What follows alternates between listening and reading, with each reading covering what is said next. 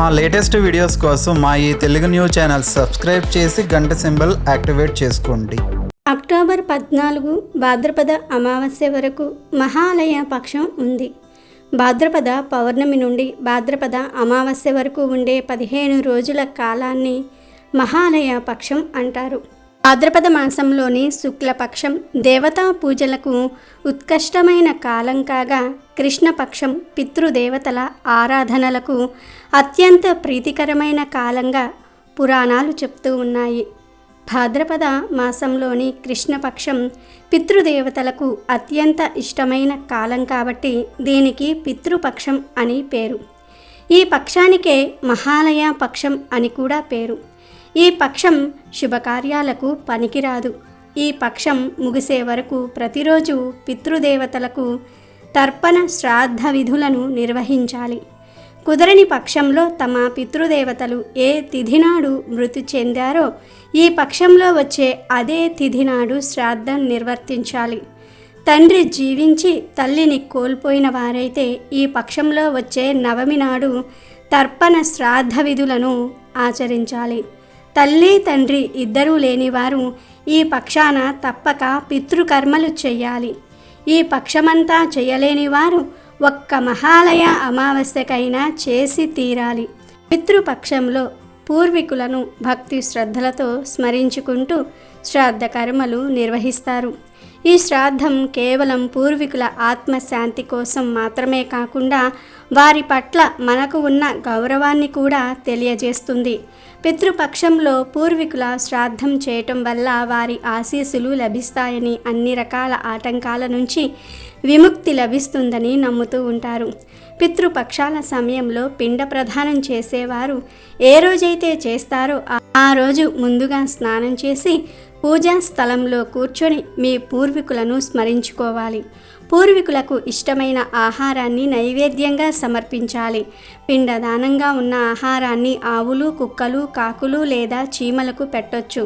పితృపక్షం నాడు శ్రాద్ధం చేయకపోతే పూర్వీకులు సంతోషించరని, వారికి శాంతి లభించదని చాలామంది నమ్ముతూ ఉంటారు. అందుకే పూర్వీకులకు తర్పణం చేస్తారు. ఇలా చేయటం వల్ల పూర్వీకులు తమ కుటుంబాలు సుఖ సంతోషాలతో జీవించాలని ఆశీర్వదిస్తారు. శాస్త్రాల ప్రకారం పితృపక్షంలో ఎలాంటి శుభకార్యాలు చేయరు. ఈ పక్షంలో ఎలాంటి కొత్త పని చేసినా, శుభకార్యం చేపట్టినా పూర్వీకుల ఆత్మకు శాంతి కలుగదని నమ్ముతూ ఉంటారు.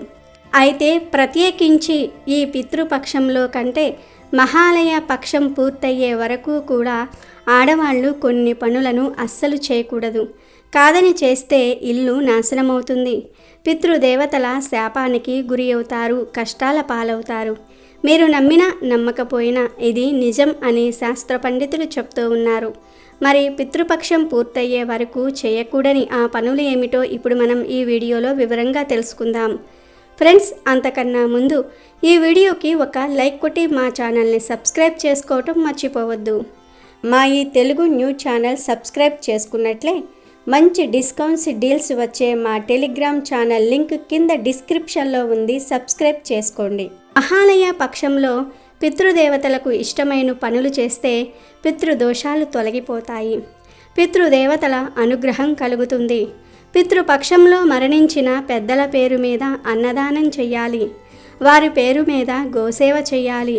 మహాలయ పక్షంలో మీ పెద్దలు ఏ రోజు మరణించారో ఆ తిథి రోజు ఇంట్లో మరణించిన పెద్దల ఫోటోను దక్షిణ దిక్కులో పెట్టి అక్కడ దీపం పెట్టి ఆ ఫోటోకి గంధం బొట్లు, కుంకుమ బొట్లు పెట్టి అగరవత్తులు వెలిగించి ఆ పెద్దలకు ఎంతో ఇష్టమైన పదార్థాన్ని వండి నివేదన చేయాలి. ఇలా చేస్తే పితృదేవతల అనుగ్రహం లభిస్తుంది. మహాలయ పక్షం 15 రోజుల్లో మీ పెద్దలు ఏ తిథి రోజు మరణించారో ఆ రోజు శ్రాద్ధ కర్మలు నిర్వహించుకోవాలి. శ్రాద్ధ కర్మలు చేస్తే పితృపక్షంలో కొన్ని పనులు చేయకూడదని మార్కండేయ పురాణం, దత్తాత్రేయ చరిత్రలో చెప్పారు. పితృకర్మలు చేయాలంటే ఉదయం, సాయంత్రం సమయంలో చేయకూడదు. మధ్యాహ్న సమయంలో చేయాలి. మధ్యాహ్నం 12 గంటల్లోపు చేయకూడదు. అలాగే పితృ కార్యం చేసేటప్పుడు బంగారం ధరించకూడదు. బంగారాన్ని చూడకూడదు. పెద్దలకు తద్దినాలు పెట్టేటప్పుడు అస్సలు బంగారం వేసుకోకూడదు. చూడకూడదు, వెండిని ధరించాలి, వెండిని చూడాలి. అప్పుడు పితృదేవతల అనుగ్రహం లభిస్తుంది. అలాగే పితృకార్యాలు చేసేటప్పుడు వాళ్లకు ఉండే పదార్థాల్లో దోసకాయ, ఆనపకాయ, ఇంగువ, ఉల్లిపాయ ఉండకూడదు. పితృకార్యం చేసేటప్పుడు ఉప్పును చూడకూడదు. సహజంగా విస్తరిలో ఉప్పు వేస్తాం, కానీ పెద్దల కార్యాలు చేసేటప్పుడు ప్రత్యక్ష లవణ దర్శనం చేయకూడదు, ఉప్పును చూడకూడదు. అలాగే పితృపక్షంలో మీ ఇంట్లో పెద్దల కార్యం చేసే రోజు ఇంటి ముందు ముగ్గు వేయకూడదు, పూజ గదిలో గంట మోగించకూడదు. అలాగే పితృకార్యం చేయడానికి పెద్దలకు తద్దినం పెట్టడానికి మీరు వంట వండేటప్పుడు నీటిలో పసుపును కలిపి ఆ నీటినే వంటకు ఉపయోగించాలి. పితృకార్యం చేసే రోజు ఎవరూ కూడా కుంకుమ బొట్టు పెట్టుకోకూడదు, విభూది బొట్టు పెట్టుకోవాలి. అలాగే మహాలయ పక్షంలో కొత్త బట్టలు కొనుక్కోకూడదు. ఇంటి గుమ్మం ముందు చెప్పులు విడవకూడదు. వేరే వాళ్ళ ఇళ్లల్లో భోజనం చేయకూడదు. అలాగే ఎవరైనా సరే పితృకార్యం చేసేటప్పుడు నల్లుడు దగ్గర ఉంటే పితృదేవతలు పరమానందం చెందుతారు. పితృకార్యాలు చేసేటప్పుడు అక్కడకు కోడి రాకూడదు, పంది రాకూడదు.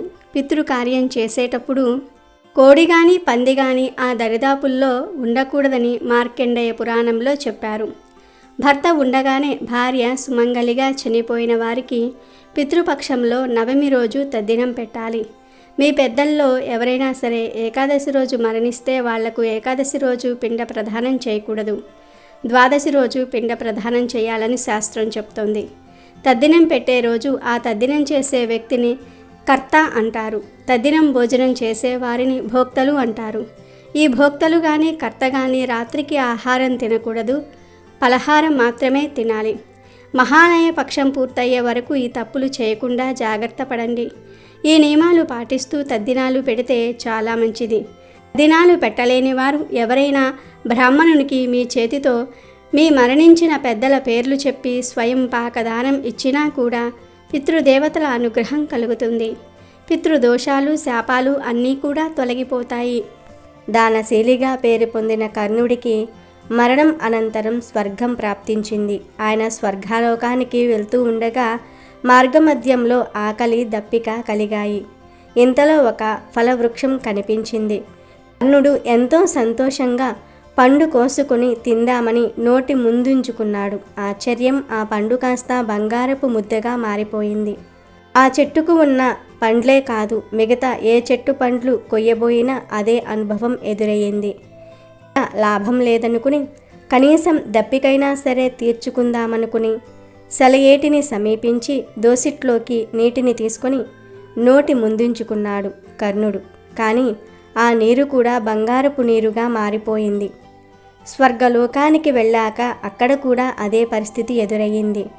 దాంతో కర్ణుడు తాను చేసిన తప్పేమిటి, తనకిలా ఎందుకు జరుగుతుందని వాపోతూ ఉండగా, కర్ణ, నీవు దానశీలిగా పేరు పొందావు, చేతికి ఎముక లేకుండా దానాలు చేశావు. అయితే ఆ దానాలన్నీ బంగారము, వెండి, డబ్బు రూపేణా చేశావే గాని కనీసం ఒక్కరికి కూడా అన్నం పెట్టి ఆకలి తీర్చలేదు. అందుకే నీకీ దుస్థితి ప్రాప్తించింది అని అశరీరవాణి పలుకులు వినిపించాయి. అప్పుడు కర్ణుడు తన తండ్రి అయిన సూర్యదేవుణ్ణి వద్దకు వెళ్ళి పరిపర విధాల ప్రాధేయపడగా ఆయన కోరిక మేరకు దేవరాజైన ఇంద్రుడు కర్ణుడికి ఒక అపురూపమైన అవకాశం ఇచ్చాడు. నీవు వెంటనే భూలోకానికి వెళ్ళి అక్కడ అన్నార్తులందరికీ కూడా అన్నం పెట్టి మాతాపితరులకు తర్పణాలు వదిలి తిరిగి రమ్మన్నాడు. ఆ సూచన మేరకు కర్ణుడు భాద్రపద బహుళ పాడ్యమి నాడు భూలోకానికి చేరుకున్నాడు. అక్కడ పేదలు, బంధుమిత్రులు అందరికీ అన్న సంతర్పణ చేశాడు. పితరులకు తర్పణాలు వదిలాడు. తిరిగి భాద్రపద అమావాస్య నాడు స్వర్గానికి వెళ్ళాడు.